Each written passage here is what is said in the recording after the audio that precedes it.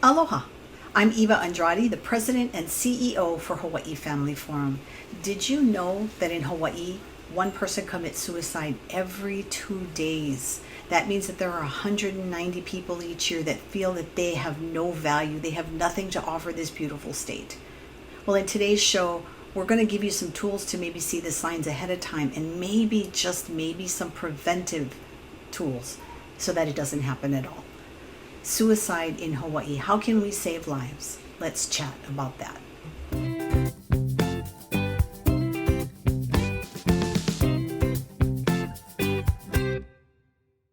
Hello, everybody. I am pleased and honored today to have a conversation with Dr. Hale Akamine. He's a licensed clinical psychologist. He's the founder and executive director of the Family Ministry Centers. He's part of the American Foundation for Suicide Prevention and the Oahu Prevent Suicide Task Force. He's been in practice since 1991, and he's accumulated over 50,000 counseling hours, seeing thousands of individuals, couples, families. He's conducted countless seminars, workshops, and he's done talks, and he's also an author. He graduated from the University of Colorado Boulder with honors in psychology and the University of Hawaii, Manoa, with a PhD in clinical psychology. He was born and raised on Hawaii, so he is a local boy, and he and his family attend New Hope Kapolei.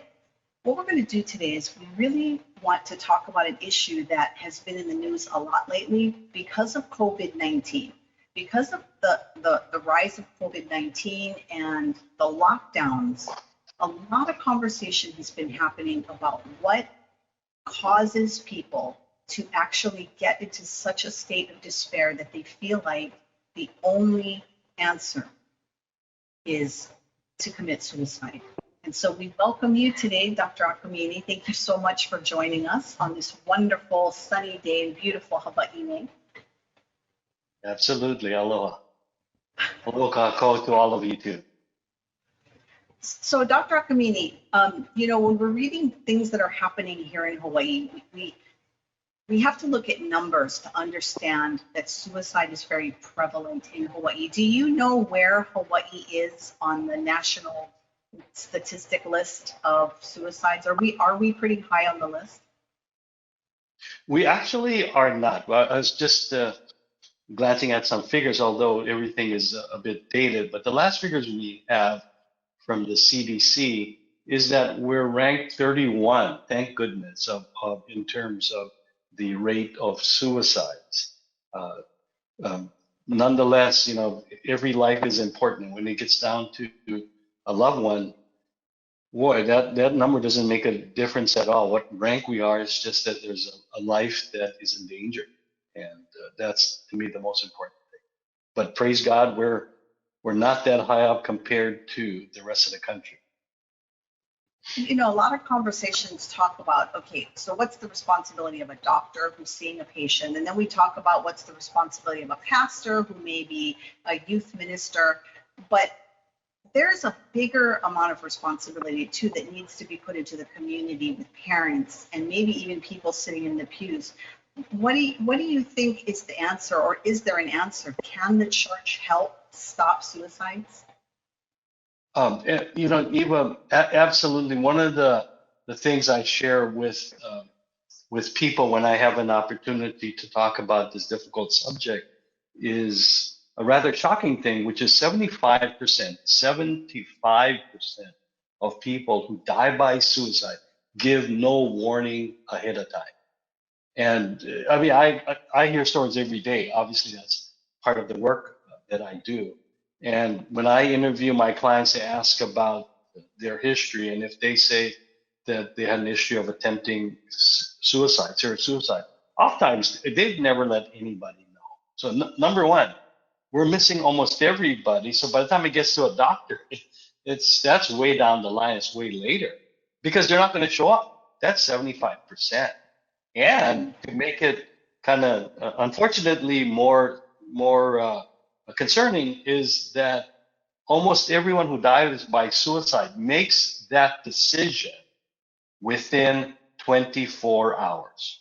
Okay. And when you look at the 24 hours, the people who make a serious attempt or die by suicide, about a half, 47%, will make the decision to take their life within 1 hour. And then we even have statistics to break it down. Unfortunately, this is where many of my clients have been. That decision from I will end my life to doing something is about 5 minutes. So Wow. we're having to take a new look at what's going on, and it doesn't fit the old standard way we've looked at. So I'm really glad to have an opportunity to get the word out. Yeah, so actually you make a really good point. And I think we really need to drill this into the hearts of our viewers is that, so if it's a 5-minute decision, then is it possible that at a moment you ask your child, do you feel so depressed that you could take your life, that they may say, oh no, I'm fine, I'm okay, and so they walk away, and then 10 minutes later they're in a different frame of mind? And again, obviously, I see a very select group of people, especially those that have attempted it, that ordinary lay people may not see. But it's absolutely right, because out of that 75%, Eva, we now have pretty good empirical evidence. So it's not just truisms, language people float around now, but this is studied research that shows that oftentimes that the person will not be honest, because if they're resolute in ending their life or dying by suicide, they don't want to be bothered, so they're just going to lie, they're going to deny, or there's a couple studies, one in particular that's been not getting enough play because no one knows what to do with, is that even by asking the question, because we're all supposed to be taught to ask the question. Well, it turns out the question for a certain group of people, and we don't know who they are, will be the trigger for them to allow them now that suicide potential that never existed before. Because for many of the people, even with suicide, Eva, they're not aware. And that is the spooky part about it. So we just can't be asking the traditional questions. Oh, wow, this is very helpful. And so there may be signs, right? There may be signs that we should be looking for, but what you're saying is there may not be signs as well. So let's talk about, first of all, the signs. So somebody who has let's, as we're talking suicide, I realize that there's a lot of age group, right, that we're talking about. But let's speak to the parent who has maybe an older teenage child. What kind of signs should they be looking for? Well, you're right. I have an example. I think we all are aware of the dog that's barking up the wrong tree. And I have a wonderful diagram that some people have seen of a dog barking up a tree, but in the other tree next to it are all the cats that he's supposed to be trying to chase or something. Well, you're right. If the signs we're looking for, which traditionally everything hinges upon what is called the suicide ideation. And suicide ideation basically means thoughts of suicide. Well, what we do know for sure now that people will not have, who will seriously attempt suicide, will often not have suicide ideation or will lie, right? So what do we make of that? So we can't go by that old sort of, you ask the question, and frankly, nowadays, I mean, up until recently, I hope it will end, where if people ask a question and the person says, oh, no, not really, they just move on and say, oh, okay, that's fine, right? Well, it turns out what you're looking now at, Eva, and this is what I'm going to say is important, but it's only important in the context that you know the person, that you kind of have your now just sort of struggles because something's not right. Something doesn't seem right. And that may be the Holy Spirit talking, by the way. But what you're looking here is the most obvious sign is that, in fact, I just had a case yesterday, come to think of it, that the person seems to withdraw from his normal interaction style. So if he or she's kind of introverted, they even become more withdrawn. But obviously, it's more obvious when they're really interactive, and all of a sudden, hey, where's George? Where's Sally? And why aren't they interacting anymore with us? So number one is withdrawal. So that's the first thing you say, hey, what's going on, right, with this person? Secondly, now it will hopefully cause you to go and talk with George or Sally, and hopefully none of you are name that. Then you want to know if if they're reporting symptoms of anxiety. Do they seem unusually anxious? And again, if you know the person, you kind of know generally how they behave. So you're looking for signs of anxiety. And it's fine. You can even ask them, hey, what's going on? You don't seem yourself. What are you thinking about? And this is where I'm going to talk about in a second, but that their thinking seems to be stuck. They seem to be talking about the same old, and it kind of frightens you now because what they're talking about seems circular, but it seems quite negative, right? We call that rumination, just obsessional thinking, right? If you see that, then notice I made no mention of asking the question, because we're not going to ask the question, right? We're gonna ask them, hey, by the way, are you having panic attacks? Again, the anxieties, right? Are you like all of a sudden having shortness of breath and you can't stay still? Because I noticed you aren't staying still for very long. And if they say yes, and are you having like panic attacks? You know how like when all of a sudden you can't breathe and there's no reason why? And obviously, we hope they never say yes at that point. But if they say yes, then you go, oh, how's your sleeping? Are you sleeping okay? Right? And notice these are rather innocuous, caring questions that will not cause anyone to be spooked, right? So, and they'll tell you yes or no. Hopefully, go ahead, Eva.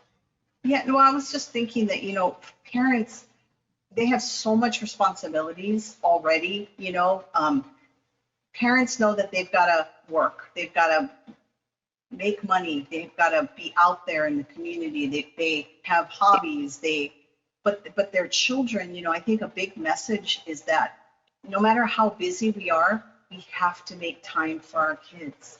We have to get to know them on, there's the parent level and then there's the child level, of course, but somehow there has to be a connection of the two in the heart where they feel like they can come to their parents and share these things that, that are happening in school, the anxiety that they're feeling. Because, you said earlier that sometimes these kids, they won't tell you, right? So you might have parents that notice something and they don't know how to approach their child. They kind of have a sense that something's happening. They know something's not right. But sometimes the parent reacts, right? I mean, as a psychologist, this, a parent has their own personality that they bring as well to the relationship. So you have the controlling parent that is like, why don't you just pull up your bootstraps? Okay, these bad things are happening, but you just do this. Or you might have the nurturing, caring parent that's, please talk to me, and the child feels kind of smothered. So can you speak to that a little bit? I mean, parents with this responsibility, they have to understand that they need to reach out to their kids on a level they may not feel comfortable with. How does that happen? I mean, we're obviously speaking to some parents who either they feel like the horse is out of the barn, or whatever the expression is, or they're scared. You may be they're scared, or not. I mean, that was not my experience. I never went to my mom. So they're thinking, well, maybe I shouldn't talk to my kids. Well, there's a shirt I have that my friend gave me, and it just said "chance zone," right? If you just try, because kids still look up to their parents, even when they don't like them at times. So parents, I said, parents ask, And if you feel your gut is saying, I'm not communicating, go get help, right? Go get help. And if you think your kid is in real trouble because the topic is, of course, suicide, then bring somebody alongside, especially if there's an aunt, an uncle, somebody who the kid respects, to come and talk. Say, hey, can you talk story to my son, to my daughter, because something's troubling them and they're not, sharing with me. But yeah, I mean, there's nothing so protective. In fact, there's a term we now use and coined by a well-known psychiatrist called shock absorbers, right? And in life, at times, life is going down a road and you hit a pothole. And what causes your car not to break apart is the fact that it has shock absorbers. And one of the shock absorbers is that relationship you have with your child. It's the relationship you have with older people who can help, absorb some of the hits that sometimes life will allow you to have, whether in school, whether just sometimes falling off your bicycle, right? I mean, we need somebody to bandage our wounds, even our hearts during difficult times. And so mom and dads, chance them. I mean, it's hard time. You may have to grab and threaten them to take away their smartphone for a couple of minutes or an hour if they don't engage with you, but begin the discussion. That's, you bring up another good point. So do you think that some of what might be happening in this communication between parents and teenagers, do you think maybe that this whole smartphone revolution may be part of the problem, that kids are so plugged now into relationships technologically, right? I mean, kids are having relationships through Facebook, through Twitter. Do you think that plays a difference, that people are unlearning how to communicate? Oh, I had, it's not that long ago, I was talking I did some family work, and there were two kids sitting on a couch, siblings, and I asked them what they were doing because they were engrossed in their phones. They were actually having a conversation between themselves, sitting next to each other while talking to me. It's like they were in front of us, the parents, and they actually were tuned out. That without this distraction of smartphones, that wouldn't happen. But yeah, God made us more than just eyes, and He made us, and there is something, and everybody who is, I'm all zoomed out. I have to do it a lot, and thank God that many of my clients have access to that in light of the lockdown and quarantine, that they can still access communicating with me and I with them. But there's nothing like people coming in person that to experience. The Japanese have a word, by the way. It's an interesting word. I was taught by somebody who studies Japanese and lived there. It's a word called skinshipu. It's sort of take off anglicized use of the word, Japanicized word of kinship. And so the term is skinshipu, which is a relationship that is close enough that it has touch involved, right? And so God made us that. We need it, and the phones get in the way, but the technology. So there are times if you're leading a bunch of kids, the one thing you ask them to do is to, it'll be hard, but it'll be worth it, is you'll lose the first 10, 15 minutes, but ask them to shove their cell phones in the middle of the table, or grab a basket and pick it up, so you can follow out, right? I heard a lady on the radio one time. She was saying that she has a rule. She's an elderly lady, probably maybe in her 60s or so. She said that when her grandkids come over, she has a basket at the front door, and they have to put their cell phone in the basket when they come into her house. She does not allow any technology in her house, and they've been this way since they were little. So the kids are very trained. They walk in, she says they just drop their phones, and then they have a relationship. There's no technology getting in the way. I think that's an important message to for our viewers is spend time. If you're married, spend time with your spouse. If you're, you have kids, spend time with your kids. If your parents are still alive, spend time with your parents. The Lord put deep into our heart this desire for community. And I think that's why COVID-19, I think, a lot of the experts are saying could play a role in some of this depression. There were four young men that committed suicide recently on Maui. I'm sorry, on Kauai, and they were all between the ages of 20 and 30. So as we go back to this subject of suicide, and just kind of having eyes that see, reaching out, connecting with the Holy Spirit, praying that we really connect to our kids and our family members on a deeper level. I want to share a story because I think it's something that you'll be able to speak to, Dr. Akamine. So when I was in the 7th grade, people that have heard my testimony, they know this, that I experienced bullying horrendously.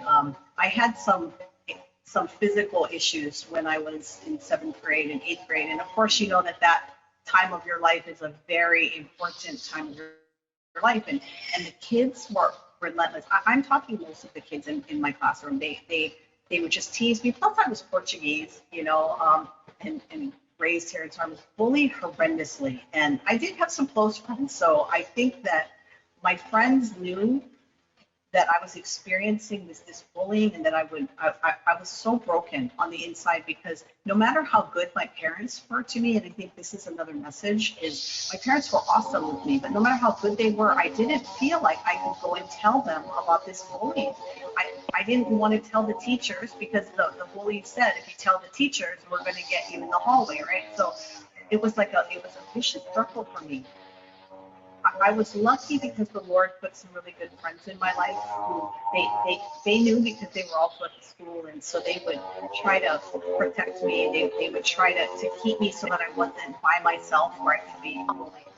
So what helped get me through that, honestly, was my parents, especially my father. My father, without knowing really what was going on, because I didn't tell him, it was like he was saying the right things and doing the right things to pull me through it. But bullying is a horrendous, horrible, horrible experience for those that have gone through it. And I think there was a time where I actually did consider suicide. I don't think I would have ever done it, because I was a Christian.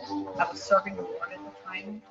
So I knew that wouldn't be the right thing to do, but I was miserable. I was broken. I was reaching out. So can you speak to someone, viewer right now, who may be experiencing bullying? But even before you do that, let's talk about bullying, because bullying is a big issue for people who commit suicide. Well, definitely, the latest statistics that I'm aware of is that uh, suicide is the #1 cause of death in Hawaii for those between the ages of 15 to 24. So, it's a difficult age, but however, if you're looking at the concept of bullying, we do know so that statistic is scary, but it didn't occur in a vacuum. It's not all of a sudden you become 15, you're at high risk to die by suicide. It's that something led up to that. And we do know that the #1 cause even of serious attempts by kids below the age of 15 is being bullied, right? And we do know that middle school age is the most dangerous time of all, because your identity psychologically is being shifted from your family of origin, to your siblings, to your mom and dad, maybe aunt and uncles, all the way now. Now your psychology is to be able to develop the social aspect of yourself. And man, that's why bullying occurs most often. The most dangerous time is during that middle school period. In looking at bullying, thank God that we have gotten a big awareness in it, and they're taking a systemic approach to not allowing zero tolerance, because when you look at bullying, it's the major forces that are allowing it unknowingly. It's the teachers, the principals, the school systems, and so we're doing a good job. But anytime we see somebody who's being bullied, you know what, we have to step in, because we don't know what's happening to that child. That child may be very sensitive, right? And so at that point, that child is beginning to develop potentially the concept that later on can become an important ingredient to making a serious attempt is the idea is I'm all alone. I don't belong. I don't fit. No matter what I do, I'll just be alone. And nobody loves me. Nobody cares. Mom and dad, well, they have to, right? Especially if you have two working parents and and your siblings, you're an only child, or you don't, your siblings are in their own world. And so that child begins to form the seeds of that sense of I'm all alone. And that's a scary place to be, right? And so thank goodness that your dad prompted either by him seeing pulling away, and obviously I think it's God, that just sort of caused him to ask a whole bunch of questions. And so we need adults in that age group to speak to that age group and to be the defender and to be the threatener in chief, to say, if I hear anybody who's bullying anybody, you're going to get it. And if you're being bullied, you better come to me, because it's not going to stop. And because we need to stop that, because that's that period of time that's dangerous. No, it really is. And when I think back to my time, and I know our time is, getting a little short, but I think, and I do want to be able to speak to people who may just perchance be having these type of thoughts. But I think for me, I knew that if I'd gone, my mom is a very strong woman. She's the oldest of a lot of kids, and she has a very strong personality. And so in a sense, I was kind of afraid to tell my mom what I was feeling, because of that bootstrap scenario I had mentioned earlier. I felt like she would say, oh, just get over it. Parents used to say things like, well, they're just teasing you because they're jealous, right? I mean, there's a lot of these pat answers that busy parents just kind of throw out there. I'm the only girl. I have three brothers, and of course, I was my daddy's little princess, right? So I think that was kind of one of the things that allowed me to come out. But the sad thing, Dr. Akamine, is that not everybody has those kind of relationship with their parents, and my heart really goes out to that person right now who doesn't have a strong family system. My heart goes out to that person who may potentially be watching this right now and maybe feels like they are nothing and the world would be better off without them. Speak to that person right now, that person who just may really feel broken and there's nobody for them. Well, number one, and probably the most important thing, is to reach out. And if I'm speaking to you right now, there is someone who cares, someone wherever you are, he's always there. You can hide under, your bed. You can go into, I don't know, a lonely beach somewhere, and he's always there. And that's God. And all he asks is that we reach out to him and just say, help, just help. This is just too difficult myself to deal with it. And he's always there, and he promises always to be there, no matter what situation. Reach out, you guys. That is such a good way to end this program. And on our next show, we're going to have a guest that's going to be specifically talking about the elderly and how this COVID-19 has been affecting their population. So it's a perfect segue. So as we end today, we really appreciate you taking the time out of your busy schedules to just watch this video. Know that you're important, know that you are blessed. And visit our website, hawaiifamilyforum.org, and we'll have more resources. And I know this time is short, but in this time of joining us today, the message is that you matter. You matter to God, and you matter to people around you. Open up, and the Lord will lead you. Mahalo for joining us today. Thank you, Dr. Akamine. Thank you very much.